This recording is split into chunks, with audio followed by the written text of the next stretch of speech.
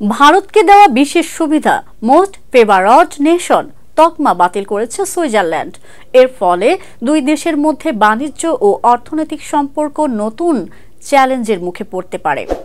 বিশ্ব বাণিজ্য সংস্থার নিয়ম অনুসারে একটি দেশ যদি অন্য কোনো দেশকে MFN মর্যাদা দেয় তাহলে সেই দেশের প্রতি শুল্ক ও বাণিজ্য নীতি সম্পর্কিত বিশেষ সুবিধা প্রদান করতে হয়। বিশ্লেষকরা বলছেন এই পদক্ষেপ ভারতের পণ্য রপ্তানি ও দ্বিপাক্ষিক বিনিয়োগের উপর প্রভাব ফেলতে পারে।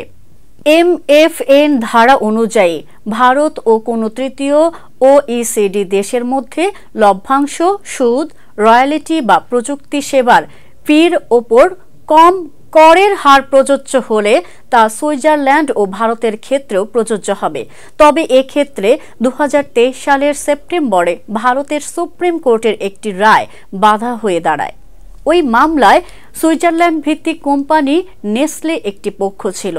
ভারতীয় শীর্ষ আদালত জানান, ভারতীয় আয়কর আইনের 90-1 ধারা অনুযায়ী একটি প্রজ্ঞাপন ছাড়া এমন দ্বৈত কর নিরসন চুক্তি কার্যকর হবে না। এরপর সুইস ফাইন্যান্স বিভাগ বুধবার জানায়, এই রায়ের ফলে ভারতকে দেওয়া MFN তকমা কোনো প্রজ্ঞাপন ছাড়া সরাসরি প্রযোজ্য হবে না। তাই আগামী বছরের 1 জানুয়ারি থেকে একতরফা প্রয়োগ স্থগিত করার সিদ্ধান্ত নেওয়া হয়েছে।